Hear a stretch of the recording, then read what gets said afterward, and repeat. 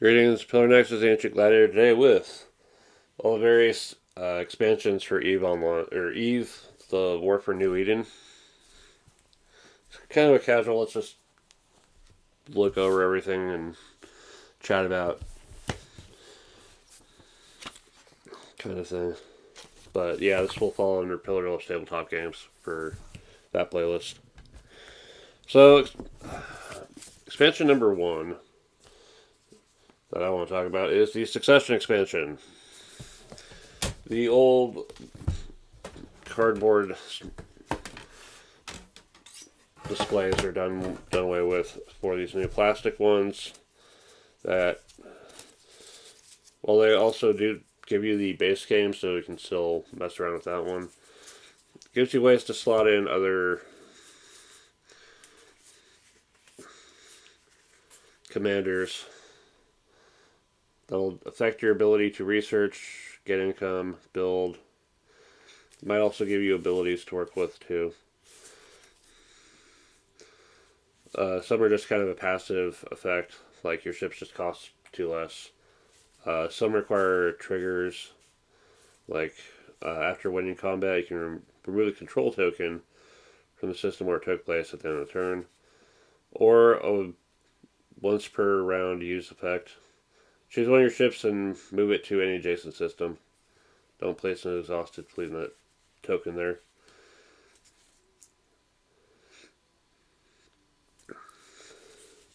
This one seems pretty nasty. Start the game with offensive, defensive, and utility systems T1 completed. Yeah. Let's slide into the space there. And just take it out later.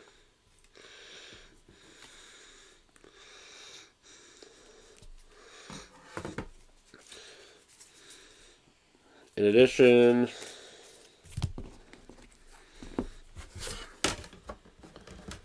everyone's going to get another set of development cards to add to their initial set to work with.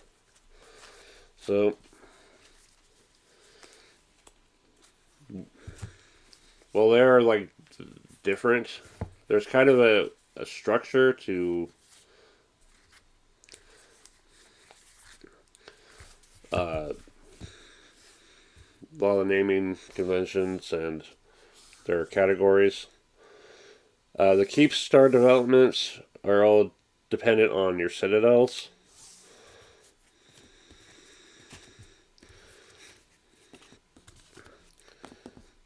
Your diplomacy faction name developments have to deal with claiming systems.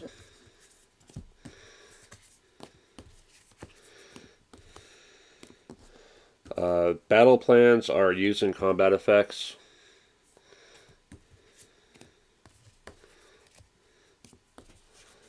Sovereignty are dependent on sovereignty developments are dependent on your systems that you control.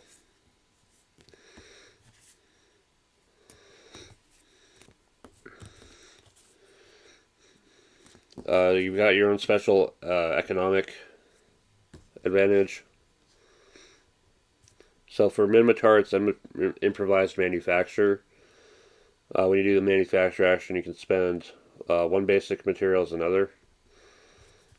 Caldaria's embargo is to gain 2 credits every time another player does trade. Commonwealth for Galante reduces actions beyond the free ones. And Servitude from Amar gets additional build points by spending money. There's the structural building developments.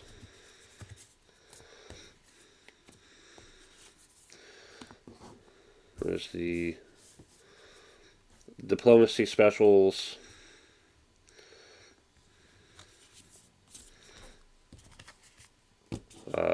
Beyond the other ones. Conquest developments. So other ways of getting some extra VP.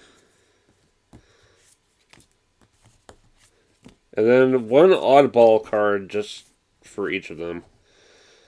Minmatar and Kaldari get some economic ones. Galente has another conquest, and Amar has another diplomacy.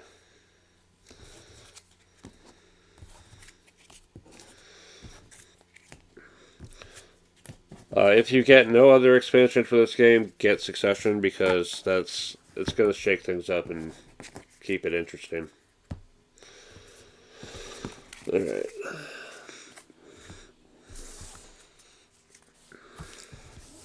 Next up is the Titan expansion. So,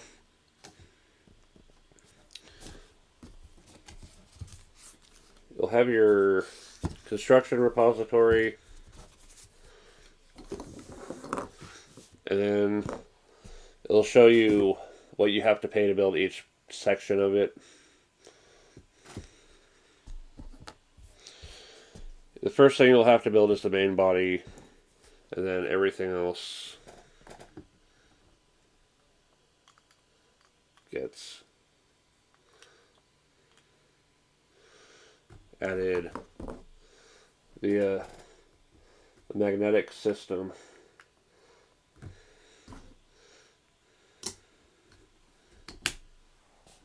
And that gives you your Titan.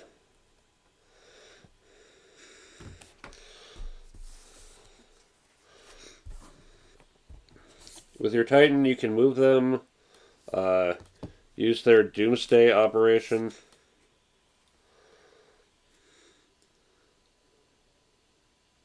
So lets you destroy ships. And add dice to orbits with it. Jump drive tech.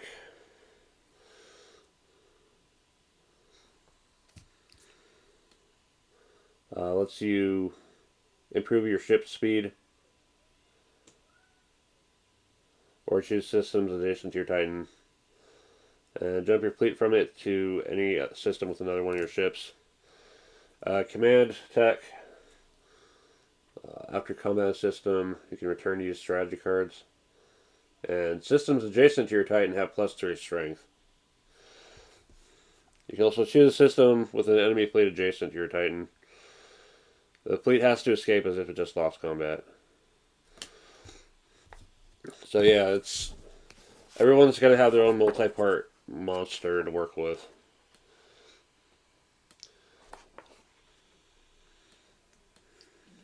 You can stash resources in your construction repository, just in case there are limits and all that, and then use them towards your construction process. But then once they're stashed there, they can only be used on it. You can't put money onto it. You have to use it when you're completing that part. So the main body, you can't put 3 money into the repository. You have to spend it at that time.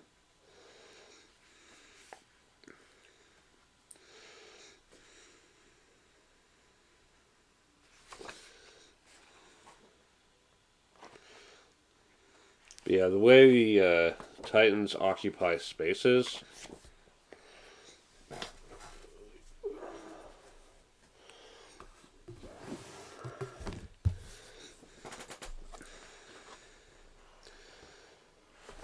Let's see here.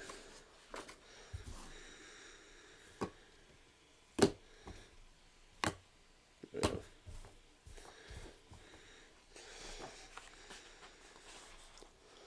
Other will be like this. So it's very commanding presence on the board.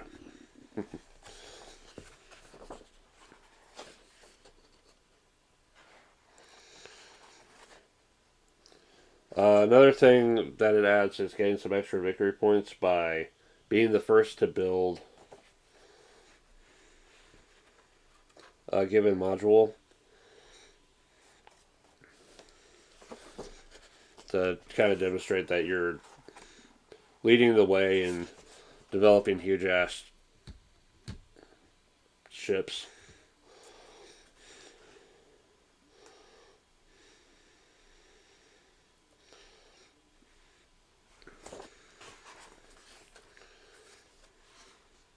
And then it also changes the end game so that you have to have 12 victory points and complete your Titan.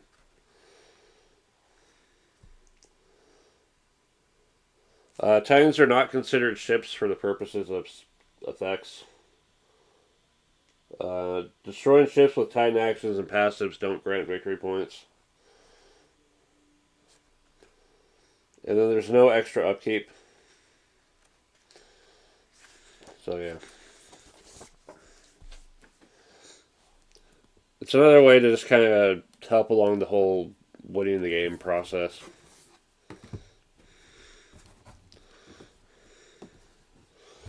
But all of them are pretty impressive.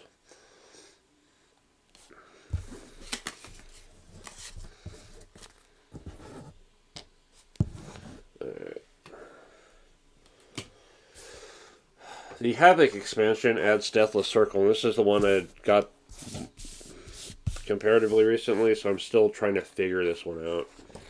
But basically, it adds the pirates to the game. They will have their own special board. Their actions will be a little bit different. They can still move, but now they're doing stuff like criminal activity, conspiracy, enlistment, recruitment. And they're trying to put out corruption to achieve their victory.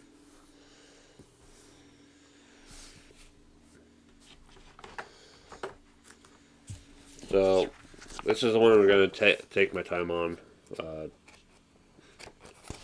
reading through everything.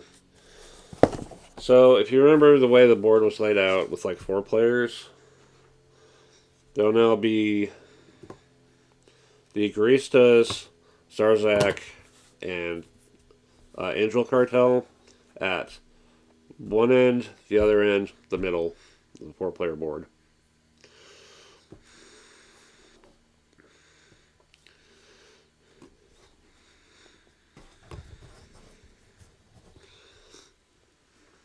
Okay. Each player will also receive the special 5 additional development cards relating to dealing with these pirates.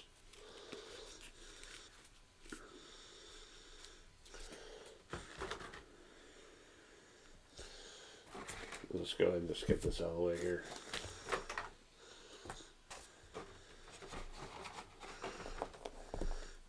Here are all the ships. They got a lot of ships. They're not too good, but they've got a lot of them.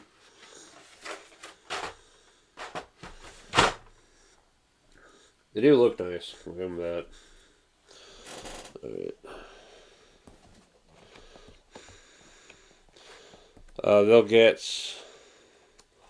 conspiracy cards that are just various things that they can do. They'll have their own set of faction developments as well. Because they don't do any research, their developments come from putting out corruption or using salvage to get their T1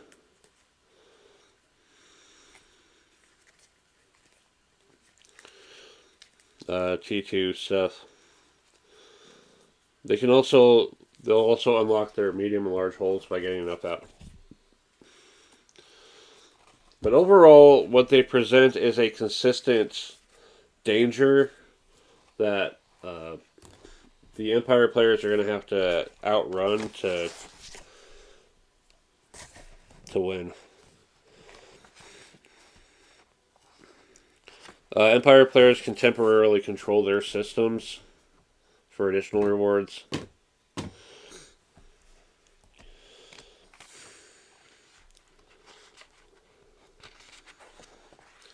Yeah.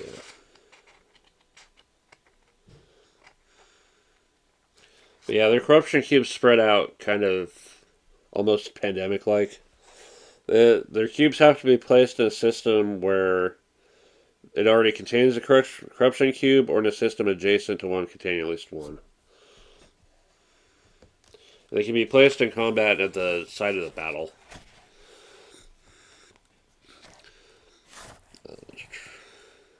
Enemy ships destroyed in combat give them salvage to work with. They don't use minerals, materials, or components. At the end of each upkeep, the Deathless Circle can place criminal activity tokens in 3 separate systems.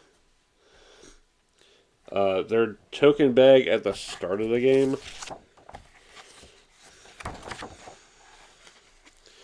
consists of money, corruption, conspiracy, and small ships.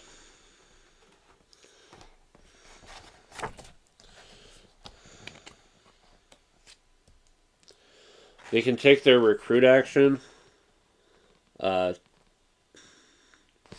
buy more tokens. Let's see here.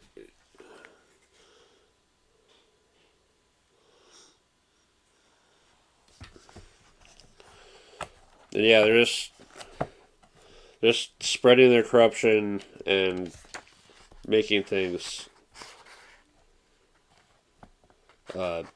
absolute pain in the ass. Pirate fleets don't reveal systems, and they don't get the exploration rewards. They never get exhausted with their fleets. They can potentially set up bombs. To hurt enemy ships in the process.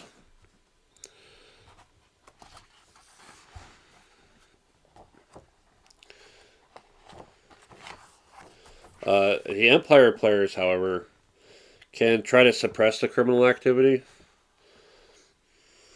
by ending their fleet there. Any ships or bombs are going to go off.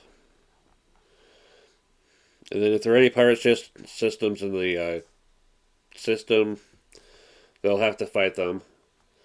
And then after combat, if there's no combat, the remaining Empire fleet strength, as long as it's 3 or more, will remove all the remaining criminal activity tokens. If it's less than 3, the tokens are revealed and still grant the bonus if they're still there at the upkeep.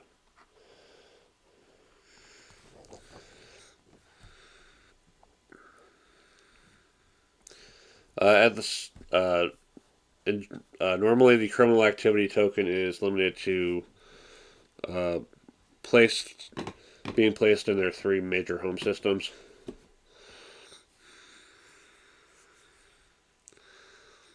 But they cannot be placed in the systems that they're containing enemy fleets or citadels.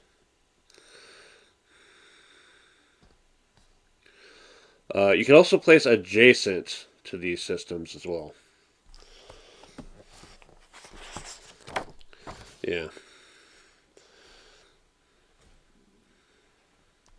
Enlist action is how they deploy ships.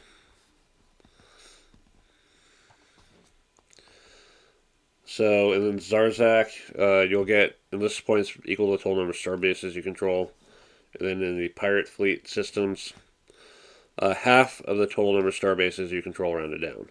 Star bases are a new thing for the Deathless Circle. And you'll start the game with 3 already on the board.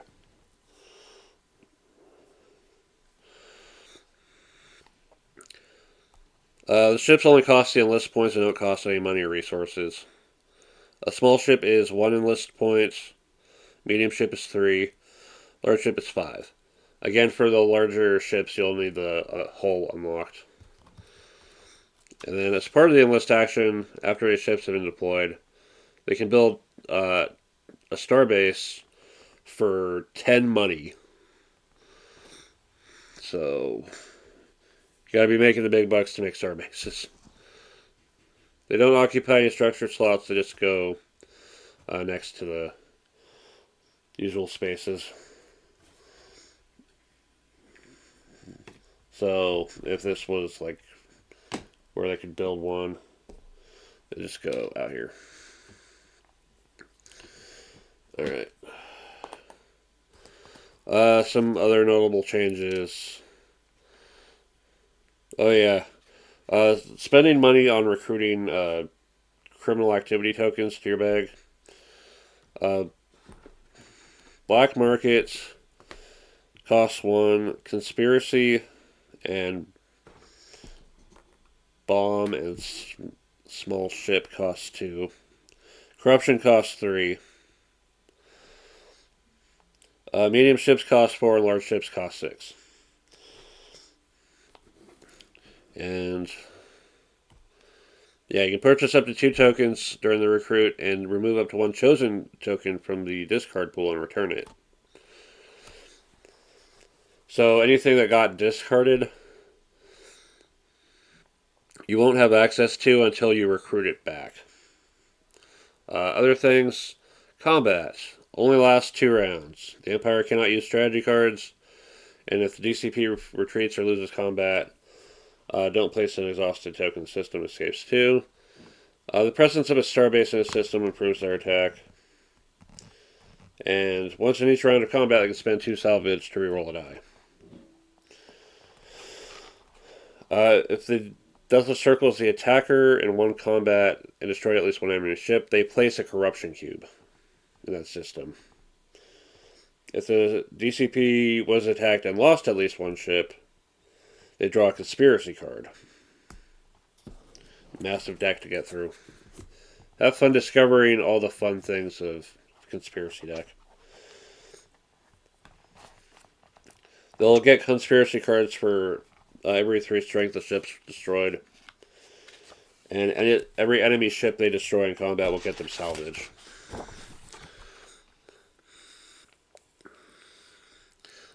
Attacking the DCP does not get Empire players victory points. They'll still draw their event card as usual for getting their ass handed to them in combat. They'll still get the reparations.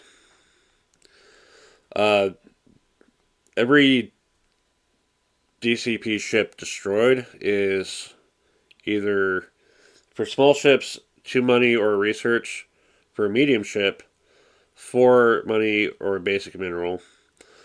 For a large ship, 6 money or a moon material or planetary material. Every 5 full strength of ships destroyed does grant a victory point.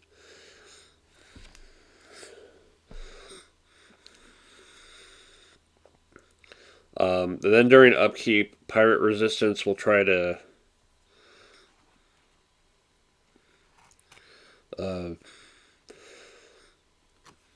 knock out Empire ships under there. Any criminal activity rewards will be cashed in.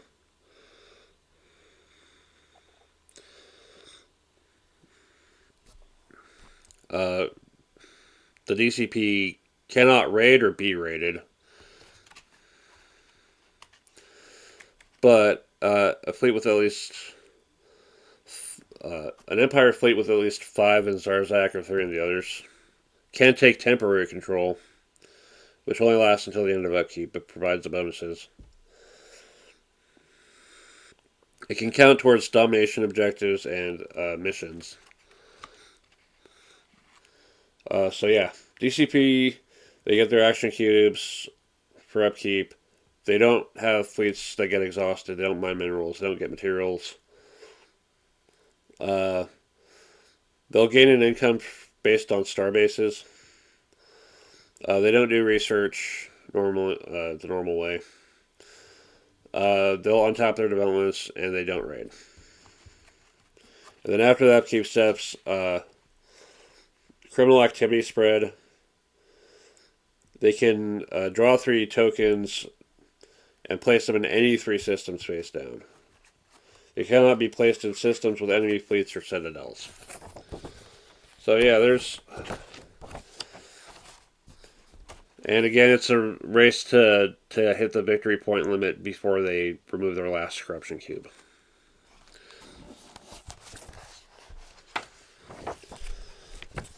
So yeah,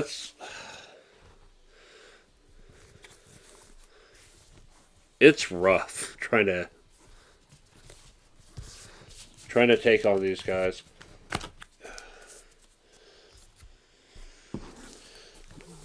Their ships seem kind of decent, but they also seem like really easy to deal with. That looks familiar. I remember pulling the blueprint for this in EVE Online. It's like, how the hell do I build this thing? Where do I get all the materials? Yeah. And of course, since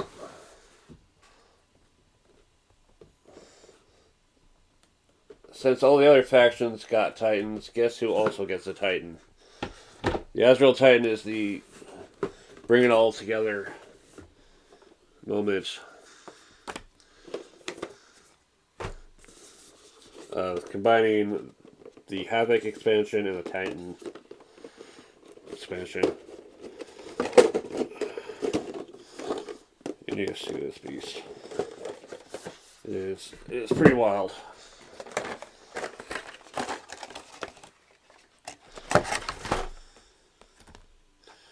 It is. Let's see here. So yeah, there's the Azrael. It is very cool looking. If I had the skills, I would try to paint it myself, but I think it looks fine as it is.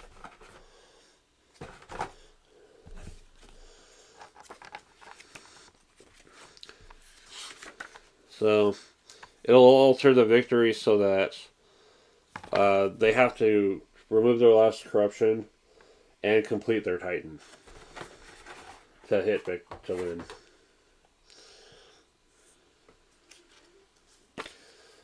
So that's it for the mechanical expansions. Now for the cosmetic fun. We've got the structure set, which adds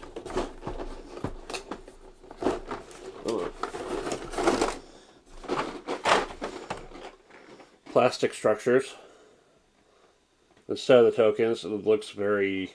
It'll make a very clear presence on what kind of power you have.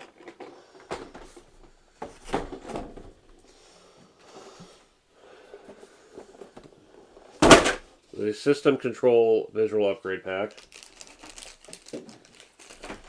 So we have actual little banners.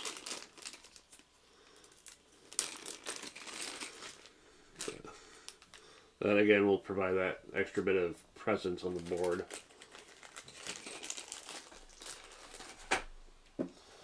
And finally, the Resources Upgrade Pack. So that we have like little tokens instead of the cards. Or plastic pieces instead of the cardboard tokens. Okay, flip. Moon materials.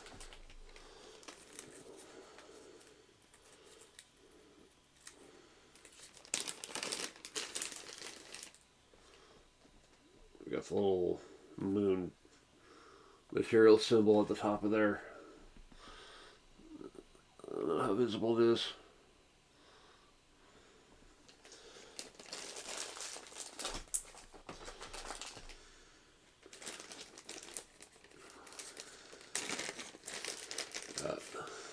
Planetary goods, which will have the little planet symbol on there.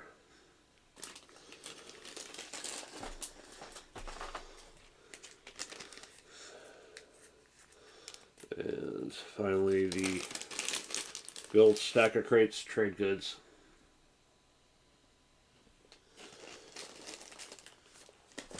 All the little visual upgrades add up and make for a very nice presence on the table. The only thing I have yet to see are the star bases for DCP get their plastic versions. Would be fun though. But yeah, altogether, massive visual presence on the table. Some creative customization for the player factions. An entirely radical player faction that's going to be weird to run, but also a challenge for other players to deal with. And then all the nice pieces. So yeah, Eve, War for New Eden. Again, if you can only get one expansion, do get Succession. But if you can get all of them, if you want to get all of them, go for it. Just know it's going to be really freaking expensive because, yeah, this added up really fast. These were not cheap at all. Yeah. And be careful with the magnets and the Titans is all I'll say on that. So yeah. The only thing I don't have are the little collector boxes for that they do, but I don't really need those. I'm sure they're cool, but it's not really a plus for the game. It doesn't really add anything for the game, so I'll do without them. Alright, thanks for watching. It's Pillar. See you next time.